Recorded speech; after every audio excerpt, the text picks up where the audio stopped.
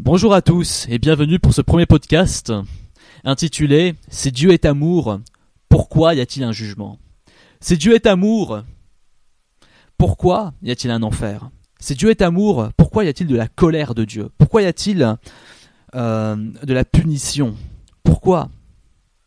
C'est une question parfaitement compréhensible et donc nous allons voir ce que la Bible en dit et nous allons voir aussi certaines pistes de réflexion qu'il est nécessaire d'aborder pour mieux comprendre la chose, tout en se basant sur la Bible. L'amour, c'est une notion que les gens ont un peu tordue avec le temps, tout comme le jugement. L'amour et le jugement sont deux notions différentes, mais que les gens ont tendance à tordre aujourd'hui. C'est une compréhension que les gens ont perdue avec le temps et avec les époques. Alors pour commencer ce podcast, pour commencer ce sujet, et pour commencer à décortiquer la chose, nous allons lire d'abord dans le premier épître de Jean, donc allons dans la Bible, et dans la Bible, lisons 1 Jean, premier épître de Jean donc. Alors lisons dans le premier épître de Jean, chapitre 4, et au verset 8. Si vous n'avez pas de Bible, j'ai mis un lien sous la description de la vidéo avec une Bible en ligne. Donc, lisons dans le premier épître de Jean, donc dans 1 Jean, chapitre 4, et au verset 8. Donc, lisons. « Celui qui n'aime pas n'a pas connu Dieu, car Dieu est amour. » Amen. Donc, il est dit que Dieu est amour. Dieu est donc l'origine de l'amour. Dieu, il est pas uniquement un Dieu qui a des sentiments d'amour, mais il est amour. C'est sa nature. Et lisons aussi dans Hébreux, chapitre 9, au verset 27. Donc Hébreux, chapitre 9, verset 27, lisons. « Et comme il est réservé aux hommes de mourir une seule fois, après quoi vient le jugement. Amen. » Donc, ce que la parole nous dit, c'est que d'un côté, Dieu est amour, mais d'un autre côté, il y a un jugement. Alors pourquoi y a-t-il un jugement ? Déjà, qu'est-ce que c'est que juger ? Juger, c'est évaluer, c'est déterminer. Alors pourquoi y a-t-il une nécessité à un jugement ? Pourquoi le jugement est-il nécessaire ? Pourquoi Dieu doit évaluer l'homme ? Pourquoi est-ce que Dieu doit déterminer si l'homme peut entrer au paradis ou pas ? C'est à cause du péché. Au départ, quand Dieu avait créé ce monde était pur. Ce monde était sans péché. Mais toutefois, Dieu a donné un libre arbitre à l'homme. Et l'homme a préféré se rebeller contre Dieu. Et donc il a laissé le péché entrer en lui. Satan est venu et a tenté l'homme. Et lorsque l'homme s'est laissé tenter par le serpent, alors le péché est entré en lui. Et donc Dieu a une colère contre le péché. Alors pourquoi ? Le péché est intrus à la création de Dieu. Et donc Dieu n'aime pas le péché. Pourquoi Dieu se met en colère ? Déjà, pourquoi la colère ? Parce que certaines personnes considèrent que ce genre de colère serait une colère immature, serait un caprice. Mais non. La colère de Dieu, ce n'est pas ce n'est pas un simple caprice. Ce n'est pas une colère de quelqu'un qui se met en pétard et qui se met à tout détruire comme un enfant en colère qui jette des objets par terre. Non, ce n'est pas ça. Les Grecs considéraient ça comme une émotion immature. C'est pour ça qu'ils avaient du mal à croire en un Dieu de colère. Mais la colère de Dieu, qu'est-ce que c'est alors ? Déjà, Dieu est lumière. Dieu est pur. Dieu est sainteté. Dieu est lumière. Mais qu'est-ce que le péché ? Le péché est ténèbres. Le péché, c'est quelque chose qui est intrus aussi à la nature de Dieu. Lorsque Dieu a créé cet univers, il a créé de manière pure, mais le péché, c'est ça qui ensuite mène l'homme à la destruction. C'est le péché qui mène l'homme à haïr son prochain. C'est le péché qui mène l'homme vers la débauche, vers toutes sortes de choses qui le détruisent. Donc le péché, qu'est-ce que c'est ? C'est tout simplement quelque chose qui est en opposition naturelle avec Dieu. Dieu est lumière, mais le péché il est ténèbres. Donc il y a opposition naturelle.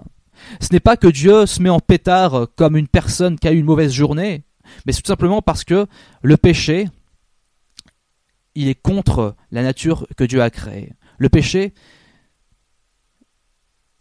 est opposé naturellement à à la nature que Dieu a créée. Et donc Dieu a une opposition naturelle avec le péché. C'est tout simplement une opposition naturelle qu'il y a entre lumière et ténèbres. Si jamais vous allumez la lumière, les ténèbres qui sont dans la pièce reculent. Et donc Dieu ne peut pas accepter le péché. Donc la lumière et les ténèbres ne peuvent pas cohabiter. Une personne d'amour aussi peut être en fait une personne de colère. Vous savez, beaucoup de personnes de nos jours pensent que l'amour, c'est uniquement les câlins et les bisous. Mais c'est dire dans quelle génération on vit. On vit dans une génération où des parents qui se mettent en colère, qui donnent une fessée à leur enfant, sont considérés comme des mauvais parents. On vit dans une génération où on n'a plus le droit de rien critiquer. Où dès qu'on commence à juger quelque chose, à critiquer quelque chose, et même de manière constructive, je parle de manière constructive, on se braque. Alors forcément, de plus en plus, les gens modernes ont de plus en plus de mal à accepter l'idée d'un Dieu qui pourrait se mettre en colère. Que si Dieu est amour, il ne peut pas se mettre en colère, ou que si Dieu est colère, il ne peut pas être amour. Mais la vérité, c'est qu'une personne remplie d'amour peut être une personne qui se met en colère. La colère, ce n'est pas forcément un péché ou une mauvaise chose, contrairement à ce que certaines personnes croient. Il y a de bonnes colères. Il y a de bonnes colères. Je veux dire, si vous voyez des gens qui tiennent d'autres personnes en esclavage, c'est normal de se mettre en colère. Et Dieu, lorsqu'il voit le péché de ce monde, il est en colère parce que le péché détruit sa création. Le péché est quelque chose qui infecte l'homme et qui l'a ensuite influencé sans arrêt à travers les âges. Pourquoi est-ce que l'homme a fait toutes sortes de mauvaises choses au cours des âges? À cause du péché qui est en lui. Dieu est un père. Et si vous êtes père, si vous êtes parent, si vous êtes un père ou si vous êtes une mère, pourquoi est-ce que vous vous mettez en colère quand vos enfants font des bêtises? Vous vous mettez en colère non pas pour détruire votre fils, mais pour détruire les mauvaises choses qu'il y a en lui. Si votre fils est feignant, s'il ne travaille pas à l'école, ou s'il refuse de trouver un travail, ou s'il est alcoolique, ou s'il est drogué, bon, c'est vrai, je prends des choses extrêmes. Mais si votre fils a ces problèmes en lui, vous mettez en colère, non pas parce que vous le détestez, mais parce que comme vous l'aimez, alors vous mettez en colère non pas pour le détruire lui, mais pour détruire la mauvaise chose qu'il y a en lui, pour le motiver. Et donc la colère de Dieu qui est présente dans la Bible, il nous donne des avertissements parce qu'il nous aime. Et donc il nous avertit. Certaines colères ne sont que le fruit de l'amour. Au départ, le monde entier appartenait à Dieu. Mais sa colère est là parce que le péché détruit sa belle création. Il ruine l'espèce humaine. Et donc la colère de Dieu, ce n'est pas une simple explosion comme quelqu'un qui se met en pétard, comme je l'avais dit tout à l'heure. Mais cette colère de Dieu, c'est son opposition au cancer qu'est le péché, à ce péché qui ronge les entrailles de la race humaine que Dieu aime. Dieu est amour, et donc Dieu aime sa création, il aime la nature et il aime les hommes. Mais le péché, c'est ce qui détruit l'harmonie qu'il avait créée au départ. Alors pourquoi est-ce que Dieu juge? Déjà, Dieu se met en colère contre le péché, parce que le péché est intrus à sa création, il la détruit, il la ronge. Donc ça, on a déjà vu. Alors pourquoi est-ce que Dieu a carrément déchaîné son jugement de manière à ce que certaines personnes soient tuées? Je vais prendre un exemple, donc l'époque de Noé, avec le déluge, et le jugement de Sodome et Gomorrhe. Donc le jugement de l'époque de Noé. Donc, si nous voulons voir ce passage, lisons dans Genèse, chapitre 6.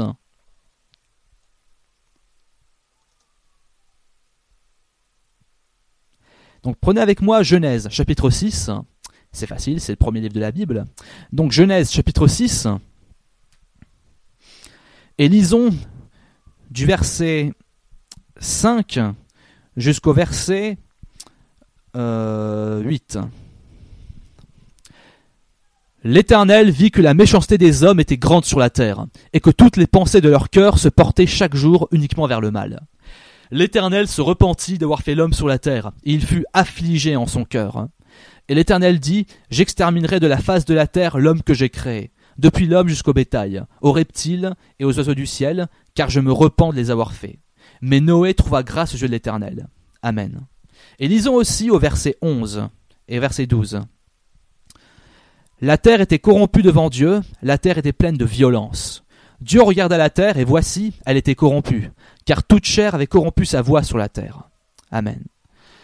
Donc, à travers Noé, Dieu va juger le monde dans ce passage. Donc, Dieu demande à Noé de construire une arche, et donc, à travers Noé et sa famille, Dieu va faire un reboot, donc une remise à zéro de la terre. Pourquoi ? Parce qu'elle est pleine de violence. Elle est pleine de violence.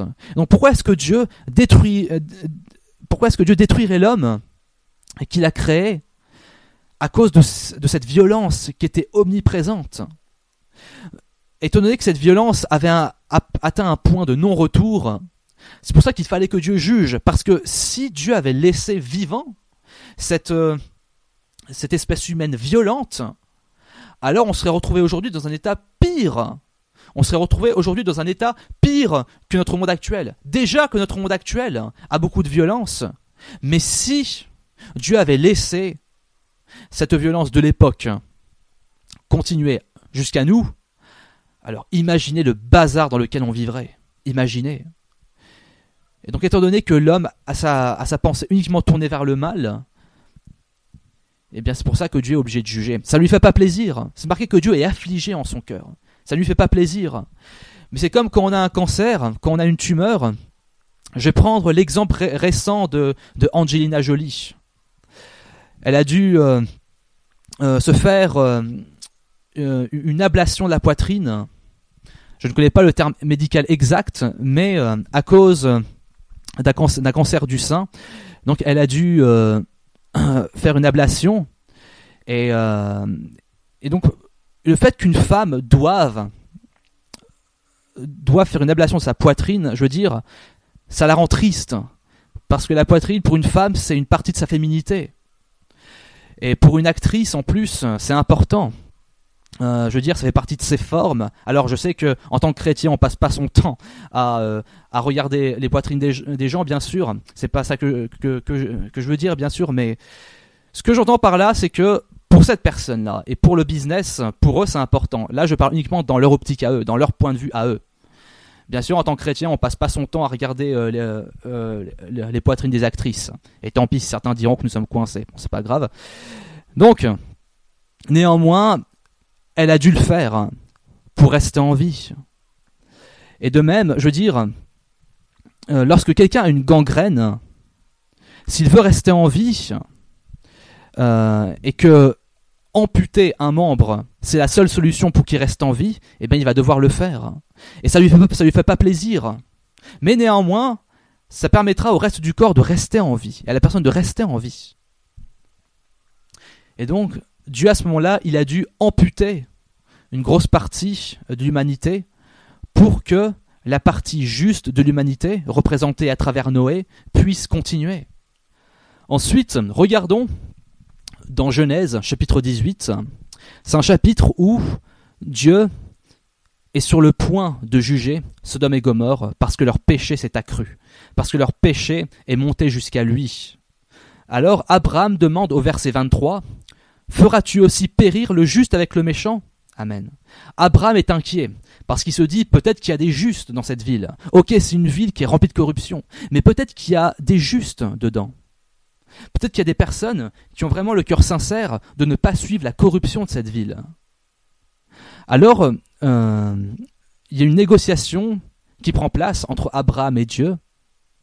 Et Abraham demande s'il y a 50 justes, ou peut-être qu'il y a juste 40 justes, ou peut-être seulement 30 ou 20, ou peut-être même seulement 10 justes.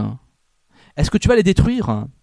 Et lisons au verset 32, donc Genèse, chapitre 18, verset 32. Abraham dit que le Seigneur ne s'irrite point, et je ne parlerai plus que cette fois. Peut-être s'y trouvera-t-il 10 justes. Et l'Éternel dit, je ne la détruirai point à cause de ces 10 justes. Amen. Donc on voit que Dieu n'est pas un Dieu qui juge n'importe comment. Parce que Dieu veut préserver le bien.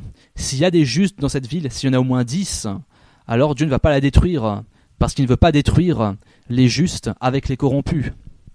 Malheureusement, on connaît l'histoire. Si vous lisez donc dans le chapitre 19 de la Genèse, donc vous verrez que Sodome et sa voisine Gomorrhe ont été détruites à cause de leur péché. Et donc il n'y avait eu qu'un seul juste, c'était Lot. Lot et quelques gens de sa famille ont dû s'échapper. Donc Dieu a envoyé des messagers. Et ces messagers donc ont encouragé Lot à sortir de cette ville. Et imaginez donc si deux villes remplies de corruption avaient continué à prospérer à notre époque. Imaginez les dégâts que ça aurait fait. Ça montre que Dieu est amour, parce que si Dieu avait laissé ce monde prospérer comme il l'était à l'époque de Noé, alors imaginez les dégâts que ça aurait causé aujourd'hui. Si on avait des civilisations semblables à Sodome et Gomorrhe, et que ces civilisations avaient continué à prospérer, alors imaginez les dégâts que ça aurait fait aujourd'hui. Et encore, aujourd'hui, on vit justement dans des situations où nous souffrons à cause de la corruption de l'être humain. Mais alors si Dieu n'avait pas exercé ses jugements, alors imaginez combien ça serait pire. Et de toute façon, un jour, Dieu jugera à nouveau ce monde, une bonne fois pour toutes. C'est nécessaire. C'est nécessaire. Donc, après la mort, il y a le paradis et il y a l'enfer. Donc il y a un jugement. On est tous jugés après la mort. Et donc le jugement détermine quelle sera notre position dans le monde spirituel. Donc on vit dans un monde physique. On vit dans un monde physique et on vit avec notre corps humain. Et donc nous vivons avec la chair humaine, mais aussi avec un esprit. Pendant que nous sommes sur terre, notre chair et notre esprit sont liés. Mais une fois que nous mourrons, notre corps physique meurt, tandis que notre corps spirituel va dans le monde spirituel. Alors pourquoi est-ce qu'il y a un enfer ? Pourquoi est-ce qu'un Dieu d'amour permettrait qu'on soit tourmenté en enfer ? Donc je vous invite à lire dans Matthieu. Donc prenons l'évangile de Matthieu. Donc, lisons dans l'évangile de Matthieu, chapitre 25. Et lisons du verset 34 jusqu'au verset 46.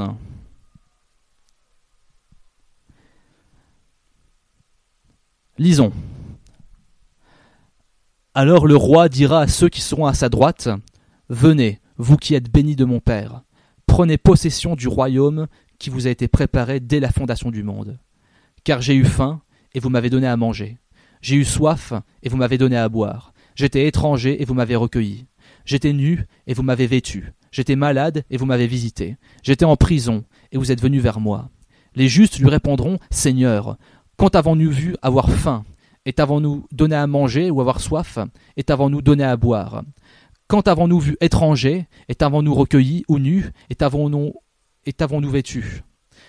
Quand avons-nous vu malade ou en prison, et sommes-nous allés vers toi? » Et le roi leur répondra, « Je vous le dis en vérité, toutes les fois que vous avez fait ces choses à l'un de ces plus petits de mes frères, c'est à moi que vous les avez faites. » Ensuite il dira à ceux qui seront à sa gauche, « Retirez-vous de moi, maudits, allez dans le feu éternel qui était préparé pour le diable et pour ses anges. Car j'ai eu faim, et vous ne m'avez pas donné à manger. J'ai eu soif, et vous ne m'avez pas donné à boire. J'étais étranger, et vous ne m'avez pas recueilli. J'étais nu, et vous ne m'avez pas vêtu. J'étais malade et en prison, et vous ne m'avez pas visité. » Ils répondront aussi, « Seigneur, quand avons-nous vu ayant faim, ou ayant soif, ou étranger, ou nu, ou malade, ou en prison, et ne t'avons-nous pas assisté ?» Il leur répondra, « Je vous le dis en vérité, toutes les fois que vous n'avez pas fait ces choses à l'un de ces plus petits, c'est à moi que vous ne les avez pas faites. Et ceux-ci iront au châtiment éternel, mais les justes à la vie éternelle. » Amen. Donc on voit dans ce passage que les gens qui vont en enfer, dans ce passage, ceux qui vont en enfer donc à cause de leur égoïsme et de leur indifférence envers ceux qui souffrent, ceux qui sont dans la misère, dans le malheur. Donc c'est marqué que le Seigneur leur dit « Allez en enfer, allez dans l'enfer qui était préparé pour le diable et pour ses anges. » Donc pour le diable et ses anges déchus, c'est-à-dire les démons. Donc ça montre qu'au départ, l'homme L'homme pur, l'homme que Dieu avait créé au départ, n'était pas censé aller en enfer. Dieu a créé l'homme pur, donc l'homme originel n'avait pas à craindre l'enfer. Je veux dire, si l'homme est réconcilié à Dieu, il n'a pas à craindre l'enfer du tout. La mort, c'est juste une porte qui lui fait accéder à un autre monde, le paradis en l'occurrence. Mais à cause du péché, l'homme ne peut accéder au paradis par sa propre force. Dans Romains chapitre 3 et au verset 23, c'est marqué que tous ont péché et sont privés de la gloire de Dieu. Nous sommes tous pécheurs. Alors comment être sauvés ? Je vais y venir plus tard. D'abord, je veux encore qu'on continue à expliquer donc pourquoi est-ce qu'il y a un enfer ? Pourquoi est-ce qu'il y a un jugement déjà ? Donc, lorsque nous mourrons, il y a jugement, et ce jugement détermine est-ce qu'on sera au paradis ou en enfer. Pourquoi est-ce que Dieu ne peut pas accepter tout le monde dans le paradis ? Parce que le péché, il ne reste pas tout seul, il se contamine. Le péché, si vous regardez comment le péché opère, le péché, il ne reste pas là où il est. Le péché, c'est comme une infection et qui se répand. Le péché, il se transmet de génération en génération, et il se transmet aussi il se transmet aussi dans l'environnement.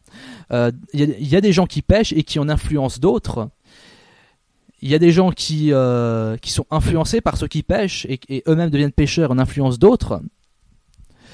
Et alors je dis pas qu'un fils aura forcément exactement les mêmes péchés que son père, mais en tout cas il héritera de certaines habitudes. Et dans tous les cas, le péché, même s'il peut apparaître sous différentes formes, bien néanmoins il continue à se transmettre. Le péché, c'est comme du poison.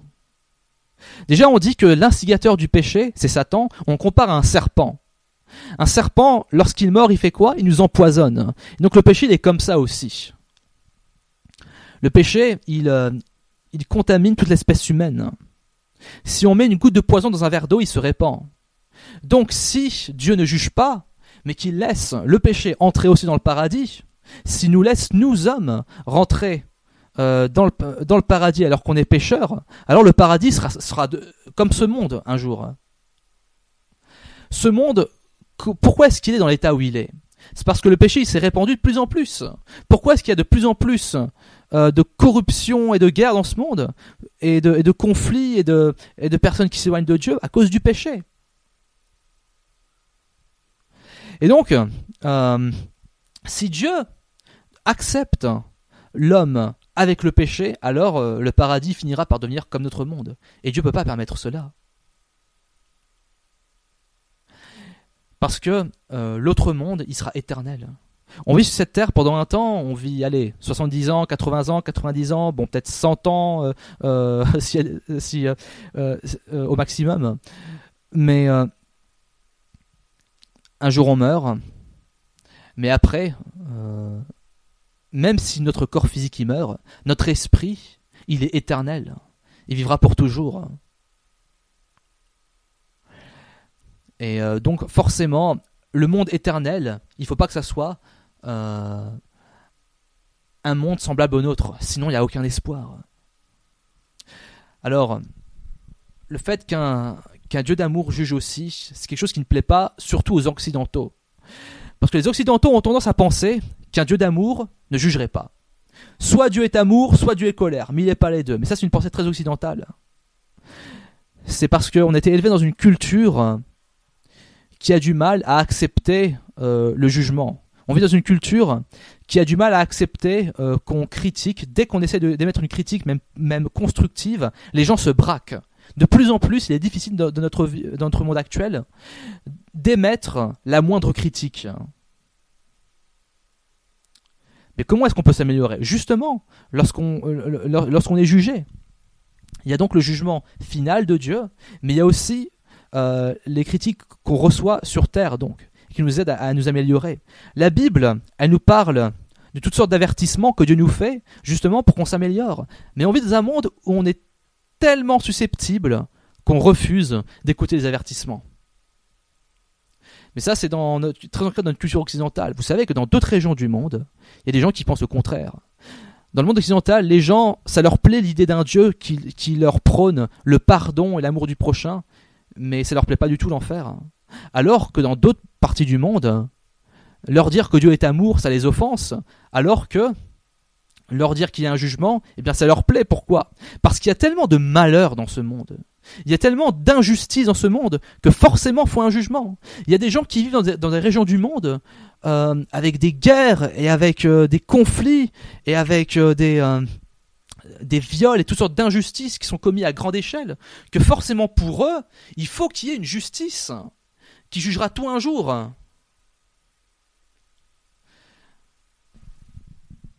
Certaines personnes vont se plaindre en disant que la croyance en un Dieu de jugement mènerait à plus de violence, plus de brutalité.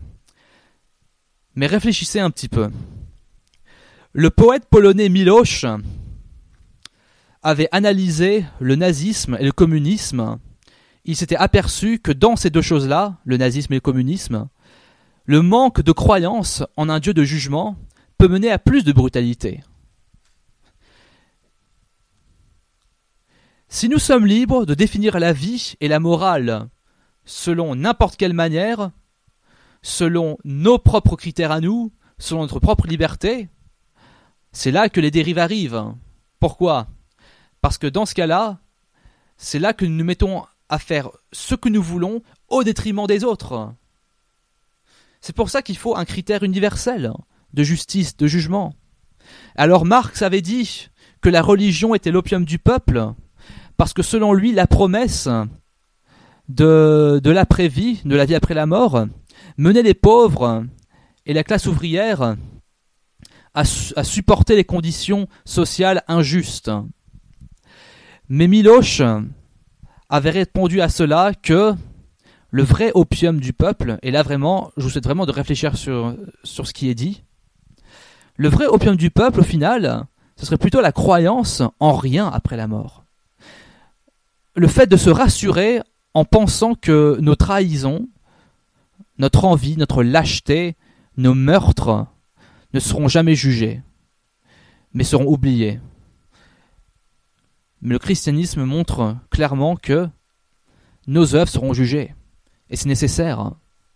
Alors certaines personnes me diront « Oui, mais le christianisme a commis des horreurs au cours des siècles passés, l'Église a commis des meurtres, des actes de pédophilie, etc. » Attention, je ne dis pas le contraire.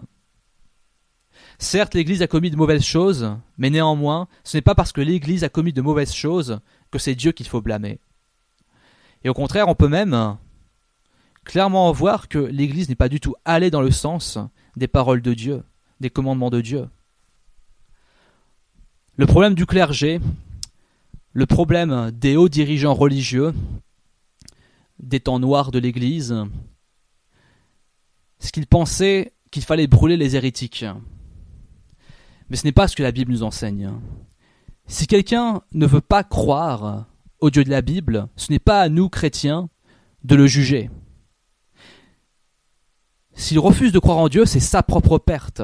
Ce n'est pas à nous de lui faire croire par la force.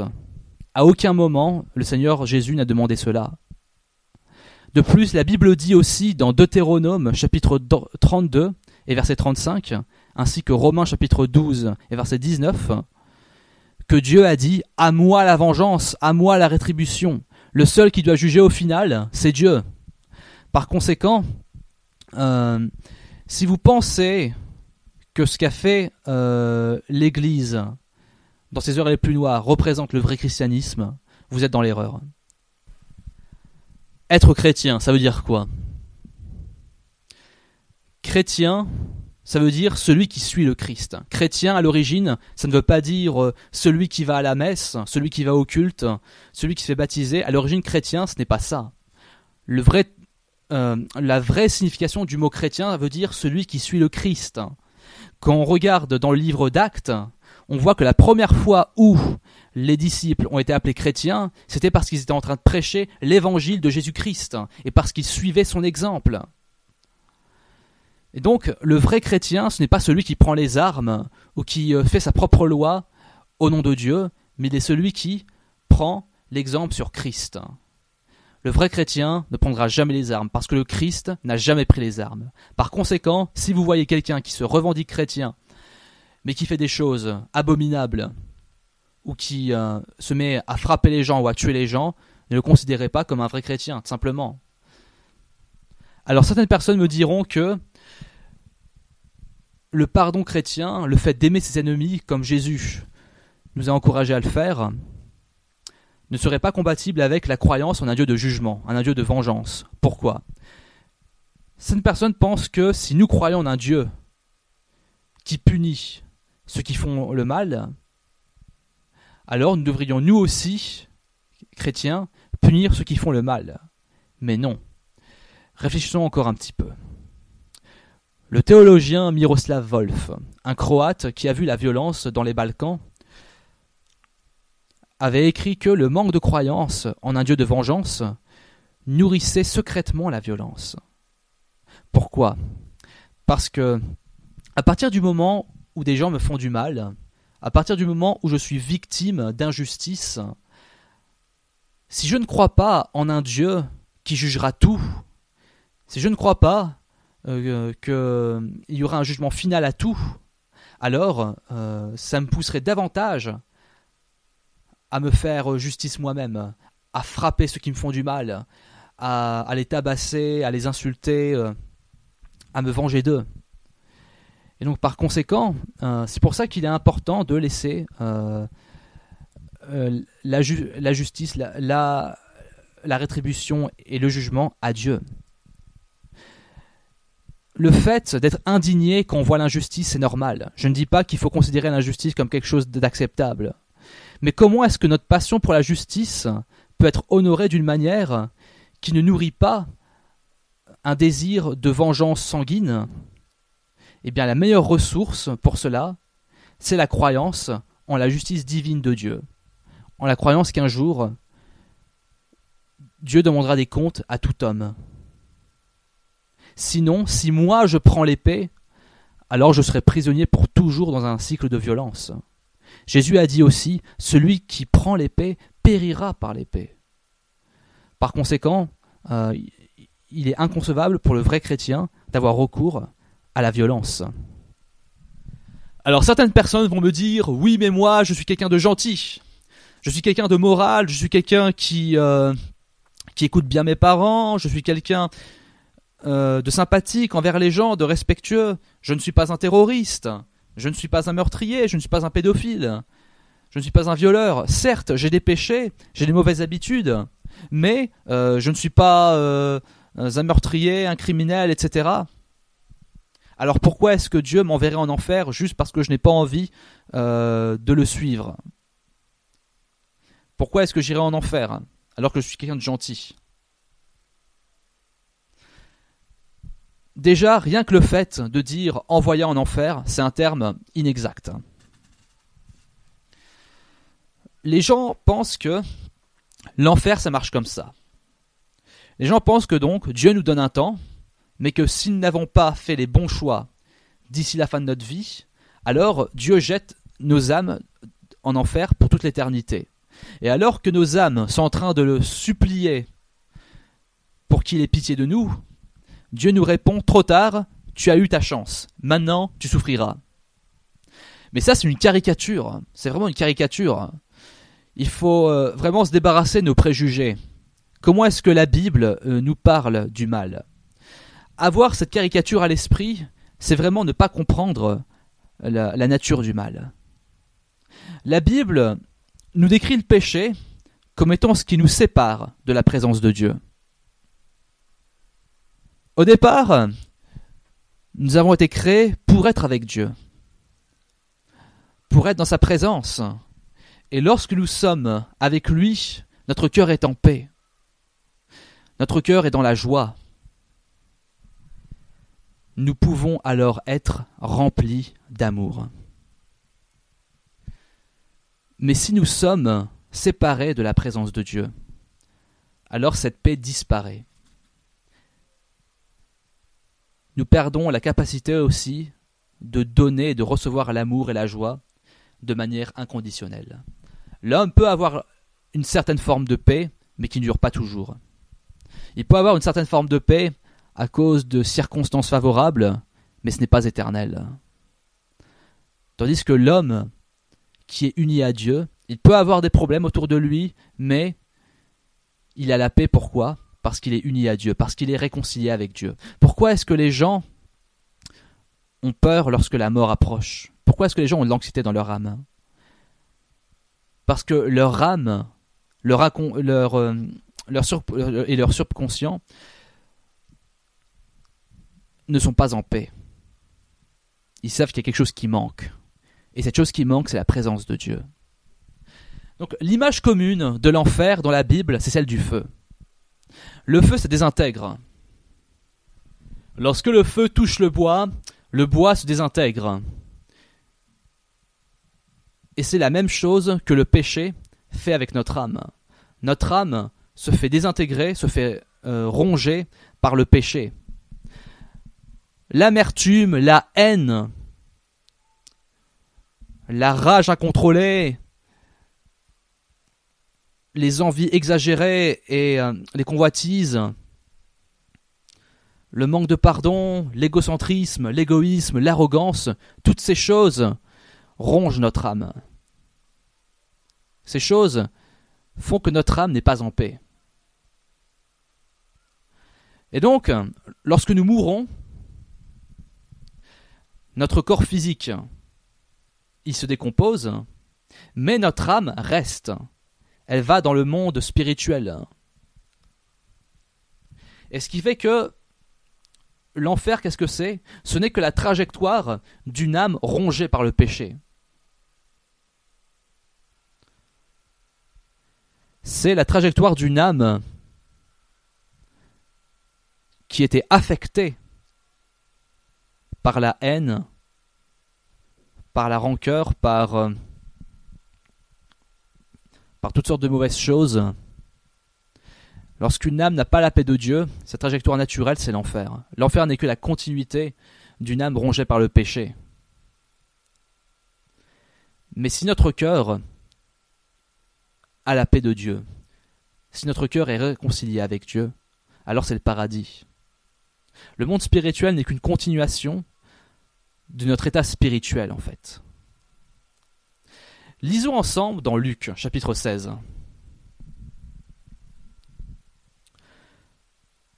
Dans ce passage, on voit un pauvre nommé Lazare couché à la porte d'un riche. Un riche égoïste qui n'a même pas pitié du pauvre qui vit juste à côté de lui et qui vit dans les plaisirs et qui vit pour son propre bien. Et donc, ces deux-là meurent. Et que se passe-t-il ? Lisons Luc chapitre 16, verset 22 jusqu'au verset 31. Le pauvre mourut, et il fut porté par les anges dans le sein d'Abraham. Le riche mourut aussi, et il fut enseveli. Dans le séjour des morts, il leva les yeux, et tandis qu'il était en proie au tourment, il vit de loin Abraham et Lazare dans son sein.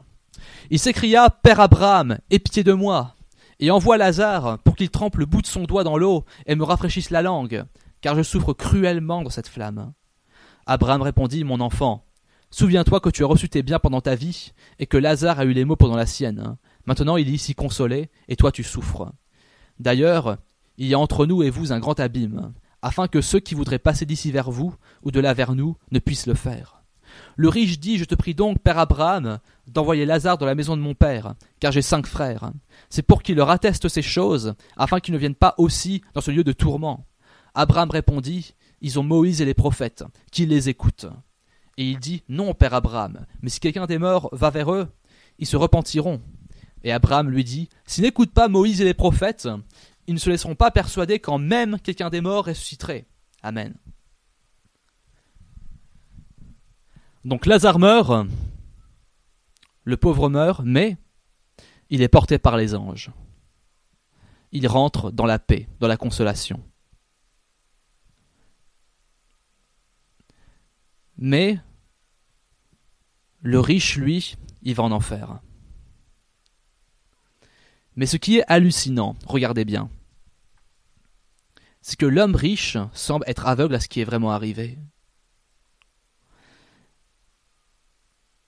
Il demande à ce que Lazare mette son doigt dans l'eau et rafraîchisse sa langue.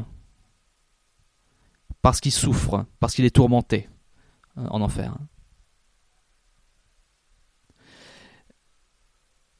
Il s'attend encore à ce que Lazare soit son serviteur, son esclave, le pauvre qu'il a toujours connu. Mais regardez bien, il ne demande même pas à sortir de l'enfer. Il ne demande même pas ça. Il ne demande même pas une deuxième chance. Et en plus, il pense que Dieu ne lui a jamais donné, du moins il prétend que Dieu n'a jamais donné à lui et à sa famille assez d'informations sur la vie après la mort. C'est hallucinant comment ce riche est absolument aveugle. Et aussi, plusieurs commentateurs ont noté le fait que l'homme riche, contrairement à Lazare, n'a pas de nom ici. Il n'y a pas de nom qui lui est donné dans ce paragraphe. On l'appelle simplement l'homme riche. Pourquoi ? Tout simplement parce que c'est un homme qui a basé son identité sur ses possessions, sur sa richesse, plutôt que sur Dieu.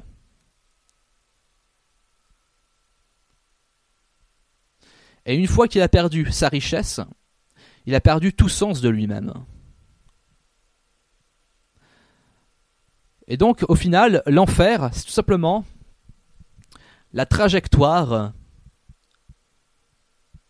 infinie d'une âme qui a rejeté Dieu. C'est tout simplement la trajectoire dans l'infinité, dans l'éternité, d'une âme séparée de Dieu. Par exemple, lorsqu'il s'agit de l'addiction à la drogue, à l'alcool, au jeu, à la pornographie, déjà, il y a une désintégration. Parce qu'au fur et à mesure que le temps passe, la personne qui est addicte a besoin de davantage de la chose à laquelle elle est addicte, afin d'avoir sa satisfaction. Mais plus le temps passe, moins la satisfaction arrive. Et cette personne est piégée, donc, par la chose à laquelle elle est droguée. Et puis, il y a l'isolation. Plus la personne est dans son addiction à quelque chose, une addiction qui la détruit, plus elle blâme les autres et les circonstances autour d'elle afin de justifier son attitude. Elle dit « Oh, personne ne me comprend, tout le monde est contre moi ». Donc les gens pensent que s'ils adorent Dieu, s'ils glorifient Dieu, ils perdront la liberté. Ils perdront le bonheur. Mais au final, c'est leur propre choix qui les mène à la ruine. Comme l'a dit C.S. Lewis, le plus grand monument de la liberté de l'homme, c'est l'enfer. Lisons ensemble dans Romains, chapitre 1. Alors, lisons ensemble dans Romains, chapitre 1, verset 20 jusqu'au verset 25.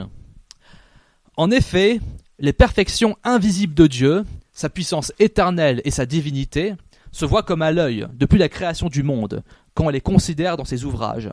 Ils sont donc inexcusables, puisque, ayant connu Dieu, ils ne l'ont point glorifié comme Dieu, et ne lui ont point rendu grâce. Mais ils se sont égarés de leurs pensées, et leur cœur sans intelligence a été plongé dans les ténèbres. Se vantant d'être sages, ils sont devenus fous, et ils ont changé la gloire du Dieu incorruptible en image représentant l'homme corruptible, des oiseaux, des quadrupèdes et des reptiles. C'est pourquoi Dieu les a livrés à l'impureté, selon les convoitises de leur cœur, en sorte qu'ils déshonorent eux-mêmes leur propre corps, eux qui ont changé la vérité de Dieu en mensonge, et qui ont adoré et servi la créature au lieu du Créateur, qui est béni éternellement. Amen.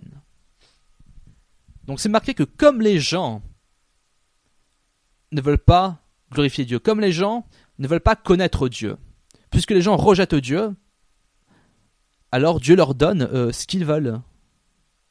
Il leur donne la liberté d'être loin de lui, puisqu'ils le veulent. Et puisque, certes, Dieu est amour, mais l'amour, ça veut dire quoi ? L'amour implique que, si vous aimez quelqu'un, vous ne pouvez pas forcer la personne à vous aimer. L'amour, quelque part, c'est prendre un risque. Parce que si vous aimez quelqu'un, vous prenez aussi le risque que ce ne soit pas réciproque. C'est-à-dire que si vous déclarez votre amour à quelqu'un, eh bien la personne n'est pas en obligation de vous aimer. Dieu nous a donné la liberté. Pourquoi ? Parce que Dieu ne voulait pas faire de nous des robots. C'est marqué, Dieu les a livrés à l'impureté. Dieu n'aime pas le péché, mais alors pourquoi est-ce que Dieu les a livrés à l'impureté ? Tout simplement parce que, imaginez un père et ses enfants. On dit que Dieu est un père. Lorsqu'un père voit ses enfants faire des bêtises, il les réprimande, il les avertit. S'il continue à faire des bêtises, alors il continue à les avertir, à les corriger, à les punir parfois, en leur disant privé de télé, ou privé de jeux vidéo, ou privé de bande dessinée, ou enfin tout ce que vous voulez, quoi. Mais c'est pour leur bien. Pourquoi ? Parce qu'il veut que ses enfants apprennent à être responsables, à devenir des adultes responsables et honnêtes. Mais si malgré les avertissements et les corrections, les enfants n'écoutent toujours pas le père ou la mère, alors le père ou la mère, enfin les parents, ne peuvent pas les forcer à devenir bons. Tout ce qu'ils disent c'est « ok, je t'ai averti. Tu veux pas m'obéir ? Ok, fais ce que tu veux.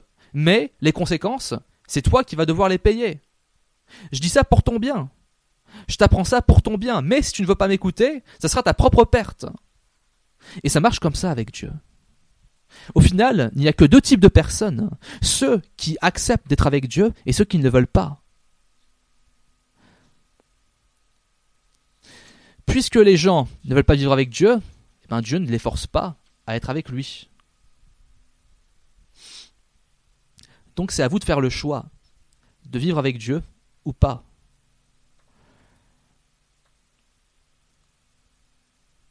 Alors,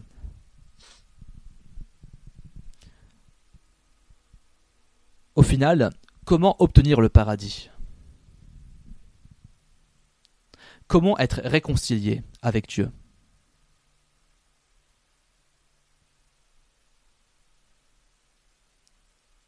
Comment régler la question du péché ? Parce que nous ne sommes pas parfaits. Vous allez me dire, oui, je veux aller au paradis, mais je ne suis pas parfait.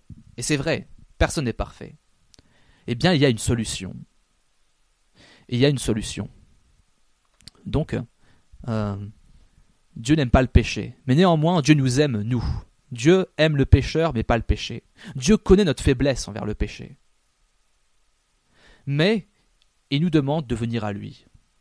Mais toutefois, j'ai une bonne nouvelle pour vous. C'est que le paradis, on ne l'obtient pas par le mérite. Parce que personne ne le mérite. Tout le monde a péché. C'est marqué dans Romains, au chapitre 3, que tous ont péché et sont privés de la gloire de Dieu. Tous ont péché.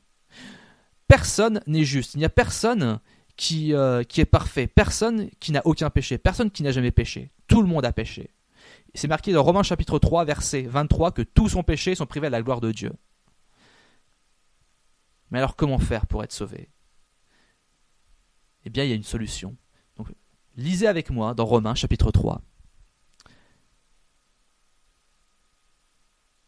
D'abord, lisons le verset 19 et le verset 20. Or, nous savons que tout ce que dit la loi, elle le dit à ceux qui sont sous la loi, afin que toute bouche soit fermée et que tout le monde soit reconnu coupable devant Dieu. Car nul ne sera justifié devant lui par les œuvres de la loi, puisque c'est par la loi que vient la connaissance du péché. Amen. Donc c'est marqué que personne ne pourra se justifier de ses bonnes actions devant Dieu, puisque c'est par la loi que vient la connaissance du péché. C'est-à-dire que la loi, elle est bonne, ce n'est pas la loi qui est péché. Mais la loi, elle est nécessaire pour que nous sachions qu'est-ce qui est bien, qu'est-ce qui est mal. Donc Dieu a d'abord fait venir la loi à travers Moïse, et puis il a fait venir l'évangile à travers Jésus. La loi est sainte, elle est bonne, mais elle a une limite, c'est qu'elle ne nous libère pas du péché. La loi vous dit, il ne faut pas commettre adultère, il ne faut pas tuer, il ne faut pas voler, etc. Elle vous dit, il ne faut pas faire ceci, faire cela, mais elle a une limite, c'est qu'elle ne libère pas du péché. Et donc, la loi nous rend au contraire davantage conscients du péché. Elle nous rend de plus en plus conscients que nous sommes imparfaits, que nous sommes pécheurs. Donc ce n'est pas la loi qui nous sauve. Mais alors, qu'est-ce qui nous sauve? Continuons dans le même chapitre, Romains chapitre 3, verset 21 jusqu'au verset 26. Mais maintenant, sans la loi est manifestée la justice de Dieu, à laquelle rendent témoignage la loi et les prophètes. Justice de Dieu par la foi en Jésus-Christ pour tous ceux qui croient.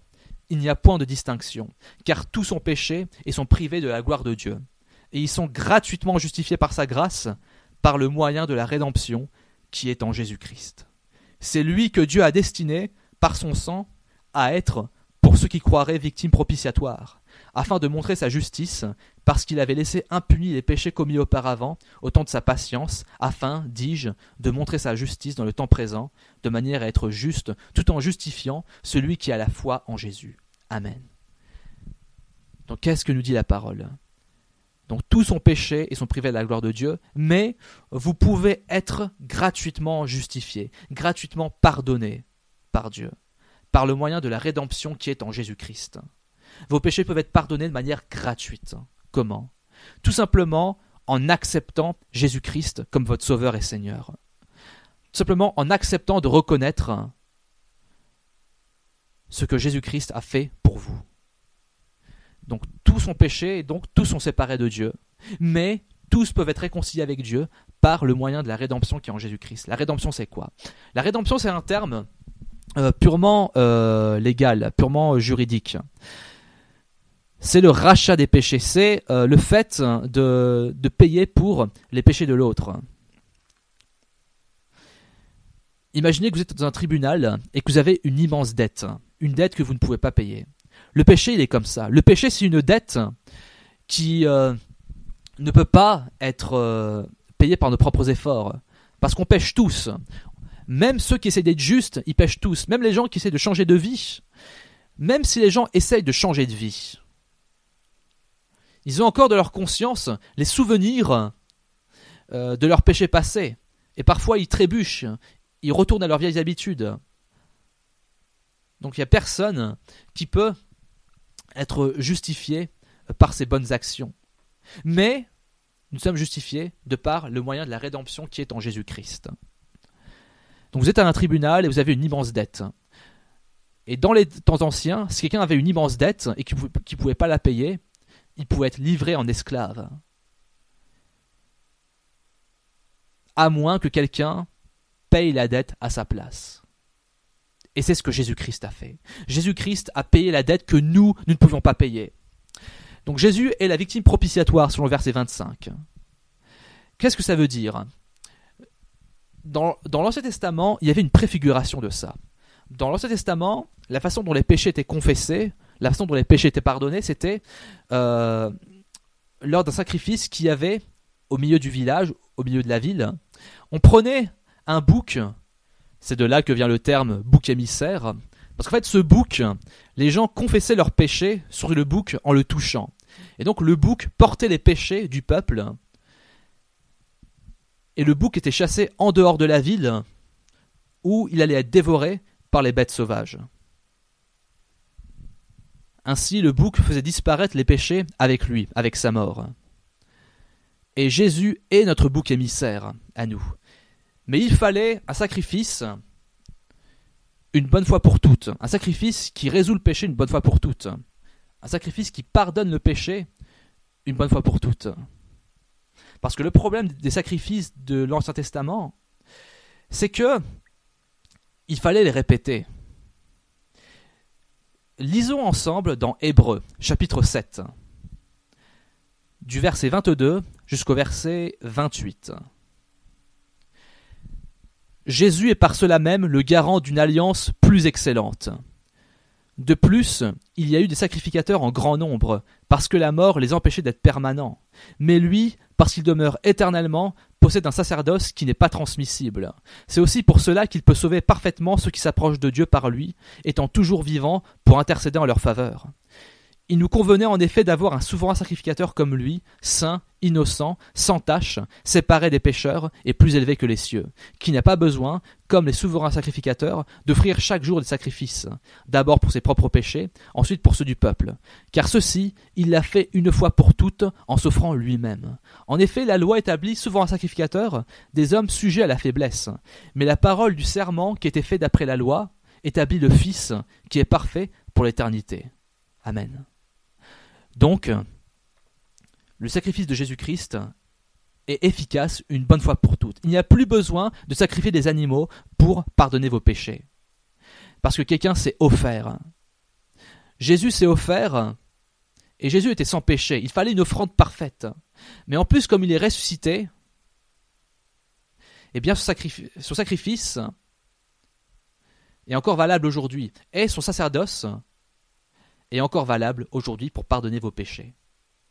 Parce que les sacrificateurs du passé, c'était des hommes pécheurs. Ils ne pouvaient pas laver les péchés eux-mêmes. Il fallait qu'ils fassent des sacrifices, mais en plus, c'était des hommes mortels. Ce qui fait que il fallait que d'autres personnes héritent de leur charge. Il fallait que d'autres personnes héritent de leur rôle de sacrificateur, de prêtre. Mais Jésus est notre prêtre et notre sacrificateur pour l'éternité. Donc, maintenant, vous pouvez avoir accès au salut de votre âme gratuitement. Tout simplement en acceptant Jésus-Christ comme votre Sauveur et Seigneur. Donc, c'est marqué, si on retourne dans Romains chapitre 3, que c'est la justice de Dieu par la foi en Jésus-Christ. La foi, qu'est-ce que c'est ? Ce n'est pas juste la foi de dire « je crois qu'il y a un Dieu quelque part ». Non, non. La foi, qu'est-ce que c'est ? C'est la confiance en Jésus-Christ. C'est-à-dire que vous placez votre regard sur Jésus-Christ. C'est-à-dire que ce n'est plus une relation de loi, ce n'est plus une relation où vous essayez de plaire à Dieu en essayant de lui plaire, en faisant de bonnes actions parce que vous avez peur du jugement, mais tout simplement c'est une relation où vous acceptez l'amour de Jésus-Christ. Et à partir du moment où vous acceptez son pardon, vous êtes pardonné et vous êtes aussi justifié. Justifié, ça veut dire quoi ? Ça veut dire que vos péchés sont effacés. Donc il fallait que le péché soit réglé, et dans ce grand tribunal de Dieu, Jésus a déjà payé le prix. Par conséquent, à partir du moment où vous avez accepté Jésus comme votre Sauveur et Seigneur, donc vous êtes pardonné et vous êtes justifié. La loi vous déclare non coupable. Enfin, la loi de Dieu vous déclare non coupable. Un tribunal, quelqu'un qui paye pour vos dommages et vos offenses, la loi est enfin satisfaite. Lorsque la loi est transgressée, il faut réparation. Donc il y a tribunal, mais si quelqu'un paye à votre place, eh bien, ça satisfait la loi. Soit vous payez, soit quelqu'un paye à votre place.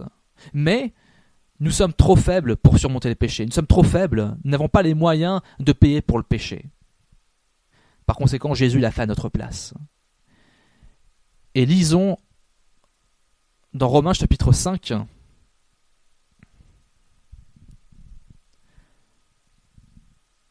verset 6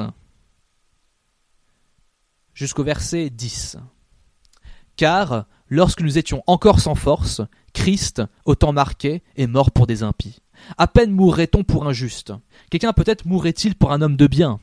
Mais Dieu prouve son amour envers nous en ce que, lorsque nous étions encore des pécheurs, Christ est mort pour nous. À plus forte raison donc, maintenant que nous sommes justifiés par son sang, serons-nous sauvés par lui de la colère. Car si, lorsque nous étions ennemis, nous avons été réconciliés avec Dieu par la mort de son Fils, à plus forte raison, étant réconciliés, serons-nous sauvés par sa vie. Amen. C'est marqué que Dieu prouve son amour pour nous en ce qu'il a envoyé Jésus-Christ pour payer à notre place. Et Jésus-Christ a volontairement payé le prix. Dans l'évangile de Jean, au chapitre 10, Jésus dit que lui-même donne sa vie. Ce n'est pas quelqu'un, lui la prend, mais Jésus a dit clairement « Je donne ma vie pour la reprendre ». Il est mort, il est ressuscité. Il est mort pour nos péchés est ressuscité pour notre justification. Étant donné qu'il est ressuscité, maintenant, Jésus-Christ est notre avocat. Nous sommes réconciliés avec Dieu par son Fils qui a payé pour tous nos péchés, qui a payé à notre place. Donc, vous n'avez pas besoin de vous flageller ou de vous mortifier pour aller au paradis, pour essayer de mériter le paradis. Non, non, non. Jésus a déjà payé à votre place. La seule chose que vous avez besoin de faire, c'est de dire à Dieu, Seigneur, j'accepte ce que Jésus-Christ a fait pour moi. J'accepte de reconnaître ce que Jésus-Christ a fait pour payer pour mes péchés. Et donc c'est un don gratuit. C'est hallucinant, hein, c'est un don gratuit. Parce que nous sommes trop faits pour payer pour nos péchés. Vous êtes d'accord avec moi? Personne n'est parfait. Personne ne peut être parfait. Alors pour que nos péchés soient effacés, c'est important donc d'accepter Jésus-Christ. Et après avoir accepté Jésus-Christ, ça ne veut pas dire que vous devenez parfait non plus, mais vous êtes en Christ. C'est-à-dire que Dieu ne vous regarde plus selon qui vous étiez auparavant. Dieu ne regarde pas vos défauts, mais il vous regarde à travers Jésus-Christ. Lisons dans Romains chapitre 5, verset 14 jusqu'au verset 21. Cependant, la mort a régné depuis Adam jusqu'à Moïse, même sur ceux qui n'avaient pas péché par une transgression semblable à celle d'Adam, lequel est la figure de celui qui devait venir. Mais il n'en est pas du don gratuit comme de l'offense. Car si par l'offense d'un seul, il en est beaucoup qui sont morts, à plus forte raison la grâce de Dieu et le don de la grâce venant d'un seul homme, Jésus-Christ, ont-ils été abondamment répandus sur beaucoup. Et il n'en est pas du don comme de ce qui est arrivé par un seul qui a péché. Car c'est après une seule offense que le jugement est devenu condamnation, tandis que le don gratuit devient justification après plusieurs offenses. Si par l'offense d'un seul la mort a régné par lui seul, à plus forte raison, ceux qui reçoivent l'abondance de la grâce et du don de la justice régneront-ils dans la vie par Jésus-Christ lui seul. Ainsi donc, comme par une seule offense la condamnation a atteint tous les hommes, de même par un seul acte de justice, la justification qui donne la vie s'étend à tous les hommes. Car comme par la désobéissance d'un seul homme beaucoup ont été rendus pécheurs, de même par l'obéissance d'un seul, beaucoup seront rendus justes. Or la loi est intervenue pour que l'offense abondât, mais là où le péché a abondé, la grâce a surabondé, afin que, comme le péché a régné par la mort, ainsi la grâce régna par la justice, pour la vie éternelle, par Jésus-Christ notre Seigneur. Amen. Ça a l'air un peu compliqué. On va expliciter ça, on va rendre ça plus simple. Donc, la Bible dit que, à cause du péché d'Adam, nous avons été infectés par le péché. Adam, c'était le représentant de l'humanité à son époque. Et donc, à cause de son péché, le péché est rentré dans l'humanité. Les gens modernes, ils ont du mal à comprendre ça, parce que le péché, les gens disent son péché, c'est son péché, mon péché, c'est mon péché. Mais le péché, c'est comme du poison. Donc le serpent, le diable, il transmet le péché, il mord, il transmet le péché. Le péché, donc, c'est comme du poison. Un serpent qui mord, il transmet du poison. Et le poison, il reste pas où il est, il se contamine. Mais Jésus-Christ est venu comme nouveau représentant. Et donc, si le péché d'Adam s'est répandu à nous, eh bien sachez aussi que la justification, la justice de Jésus-Christ a aussi été répandue. Donc si vous acceptez Jésus-Christ, eh bien sa justice vous est imputée, parce que Jésus-Christ devient votre représentant. C'est merveilleux, n'est-ce pas? Ça paraît bizarre, parce qu'on se dit est-ce que je ne dois pas faire de bonnes actions pour mériter le paradis? On ne peut pas mériter le paradis. Le salut, on le reçoit, on l'accepte. Parce que Dieu sait qu'on ne peut pas être parfait. Et donc, soit vous êtes sous Adam, donc sous la condamnation, soit vous êtes sous Jésus-Christ, qui a payé pour vous.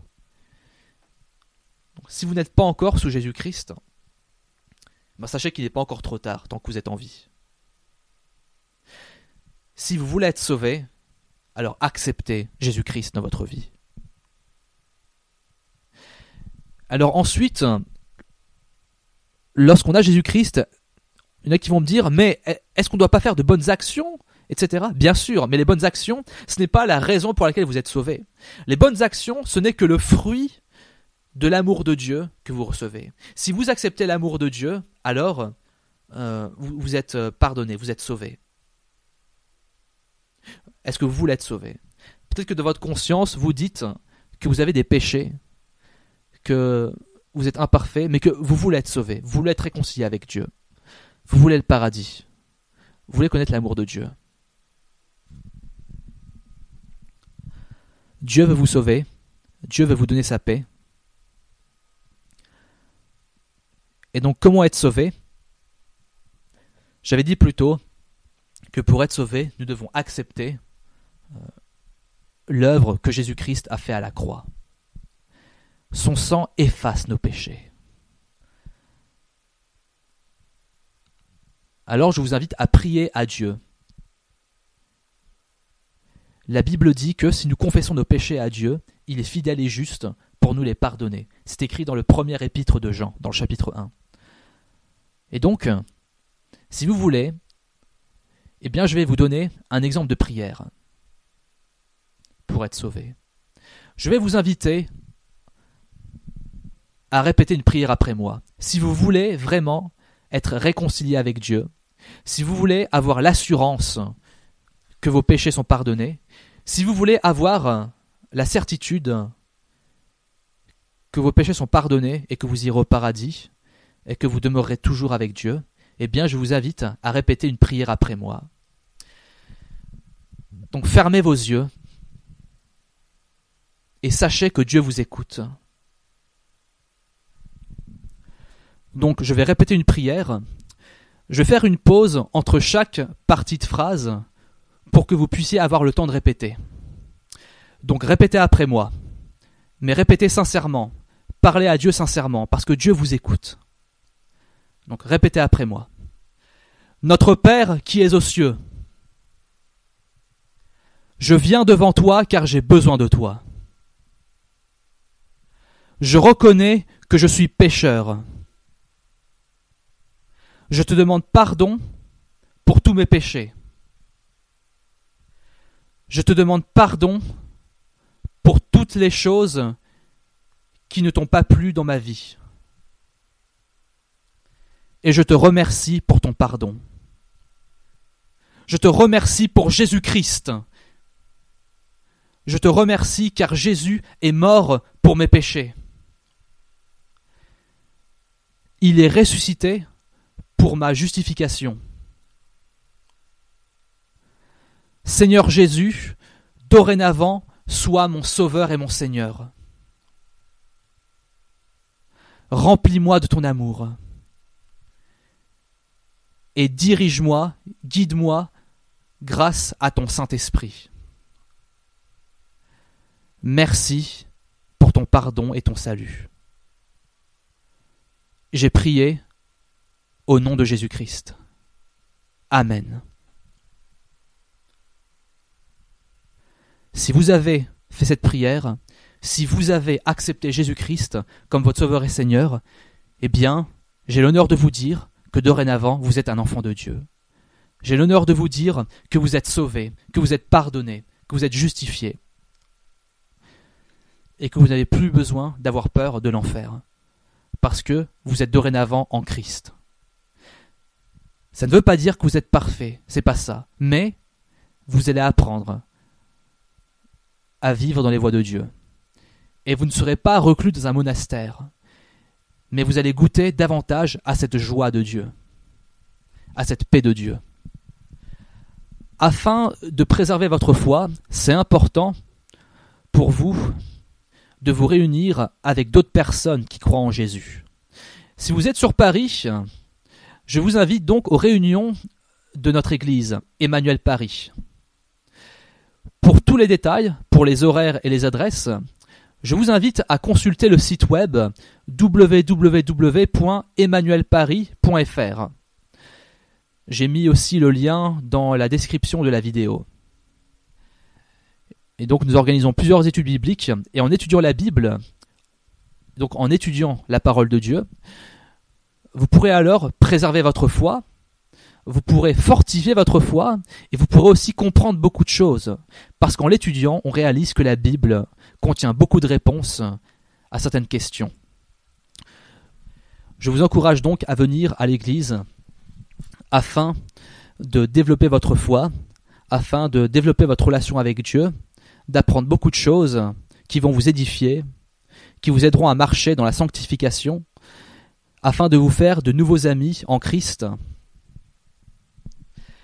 Si vous ne vivez pas à Paris ou sur Paris, si vous êtes trop loin pour venir jusqu'à nous, si vous vivez dans d'autres régions de France, je vous invite à aller sur le site www.église.org, donc www.église.org, et vous pourrez retrouver un annuaire des églises évangéliques et protestantes de la France entière, classées par région. Donc vous pourrez retrouver les églises qui sont les plus proches de chez vous. Sur ce, je vous invite à garder un œil sur le site web parce qu'il y aura d'autres podcasts et d'autres événements.